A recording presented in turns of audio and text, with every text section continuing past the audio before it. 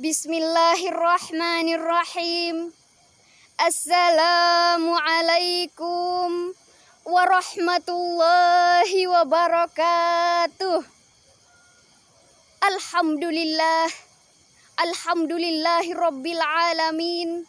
Assalatu wassalamu ala sayyidina Muhammadin wa ala alihi wa ashabihi ajma'in. Amma ba'd. Dewan juri yang saya hormati, para peserta lomba tausiah yang berbahagia, serta hadirin wal hadirat yang insya Allah dirahmati Allah Subhanahu wa Ta'ala. Pertama-tama, marilah kita panjatkan puji dan syukur kita atas kehadirat Allah Subhanahu wa Ta'ala yang telah memberikan kita rahmat dan karunia-Nya sehingga kita masih dalam keadaan sehat walafiat. Salawat serta salam marilah kita curahkan kepada junjungan kita Nabiullah Muhammad sallallahu alaihi wasallam. Karena berkat perjuangan beliaulah sehingga kita dapat terbebas dari alam kegelapan, alam kejahiliaan menuju alam yang terang benderang, penuh dengan ilmu pengetahuan seperti apa yang kita rasakan pada saat ini. Hadirin yang berbahagia, Napoleon Hill dalam bukunya Megatrend 2000 menjelaskan, abad ke-21 merupakan abad perkembangan umat beragama. Dapat kita saksikan lembaga-lembaga pendidikan semakin maju, masjid-masjid yang berdiri kokoh dengan megahnya semakin banyak, serta pengajian dan pengkajian tidak lagi sebatas forum dan podium, melainkan sudah merambah kepada media cetak dan media elektronika. Hal ini patut kita syukuri dengan mengucap Alhamdulillahirabbil alamin. Namun sayang, di samping kemajuan yang terjadi pada abad ke-21, ternyata abad ke-21 telah melahirkan dekadensi moral. Bobroknya moral kian merajalela. Kondisi bangsa Indonesia saat ini tengah menghadapi krisis karakter yang cukup serius, utamanya di kalangan generasi muda. Hal ini disebabkan oleh berbagai hal, antara lain dampak media massa, dampak media sosial, dampak game online, dampak krisis karakter di lingkungan keluarga, masyarakat, serta rendahnya keteladanan pemimpin serta tokoh masyarakat. Na'udzubillahi min dzalik. Hadirin yang berbahagia, bangsa Indonesia saat ini tengah menghadapi fase kegentingan di mana tingkat kepercayaan rakyat terhadap pemerintah kian hari kian menurun karena banyak pemimpin kita terjerat kasus korupsi. Sehingga bagaimana mungkin reformasi dapat teraplikasi apabila pemimpin kita mengalami dekadensi? Terlebih kabar berita pada media-media massa di Indonesia tentang pencurian, tawuran, pembunuhan, pemerkosaan, eksploitasi hutan, hingga gerakan terorisme yang sudah menjadi menu harian.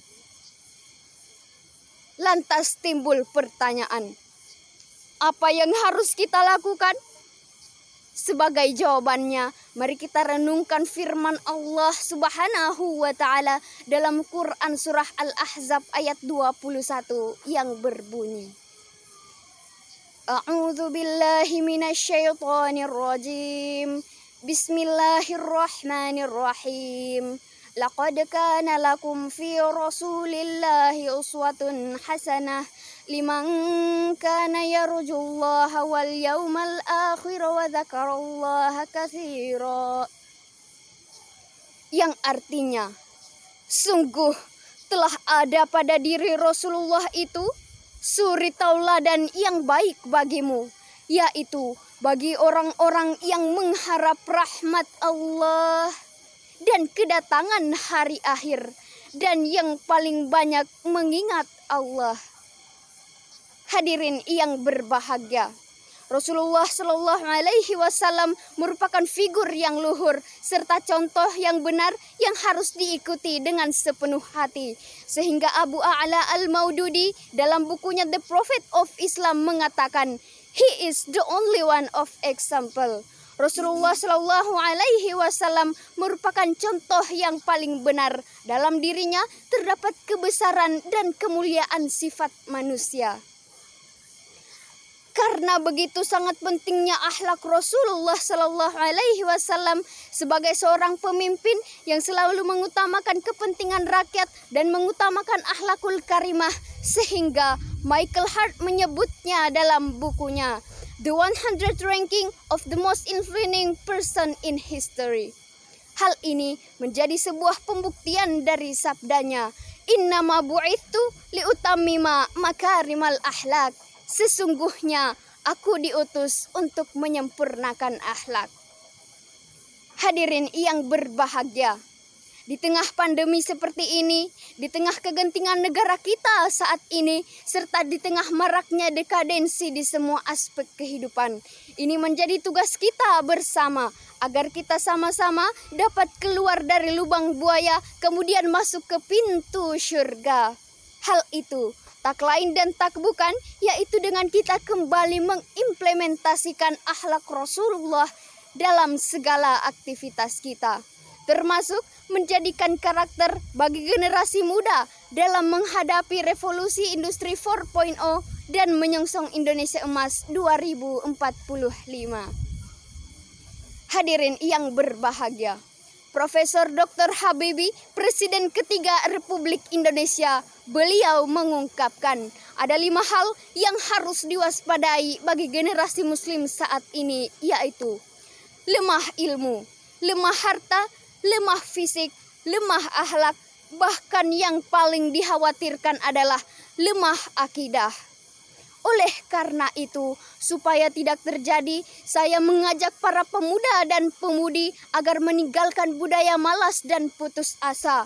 Peganglah dunia untuk menggapai ridhonya. Sing-singkan baju untuk menggapai cita-cita. Selamatkan negeri, jiwa, bangsa, dan agama. Dengan demikian, negara tidak akan mengenal istilah pemuda pengangguran, pemuda mejeng, pemuda nangkring, tapi yang diinginkan bangsa saat ini adalah pemuda-pemuda yang agresif, inovatif, dan produktif.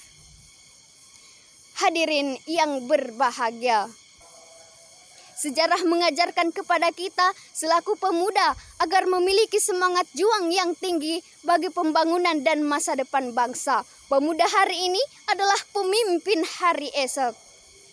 Wahai pemuda harapan bangsa, ambil sampanmu, arungi lautan, patahkan dayungmu, tanganmu ayuhkan, robek layarmu, bajumu gunakan, ambil sampanmu, arungi lautan demi mencapai pulau impian. Hadirin yang berbahagia, dari uraian tadi dapatlah kita ambil kesimpulan. Yang pertama, agar suatu negara bisa makmur, maka setiap pemimpin wajib bercermin dan mengambil cara serta strategi Rasulullah Shallallahu Alaihi Wasallam.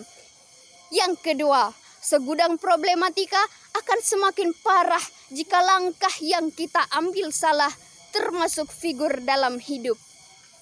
Yang ketiga, Rasulullah Shallallahu Alaihi Wasallam merupakan sosok yang karismatik, yang dimana akan kita temukan jawaban atas masalah yang kita hadapi, termasuk korupsi di negeri ini, ketika kita kembali menghadirkan ruh Rasulullah dalam segala aktivitas kita. Hadirin yang berbahagia, demikianlah yang dapat saya sampaikan. Bila ada tutur kata yang kurang berkenan, lebih dan kurangnya mohon dimaafkan. Dan saya akhiri dengan ucapan wassalamualaikum warahmatullahi wabarakatuh.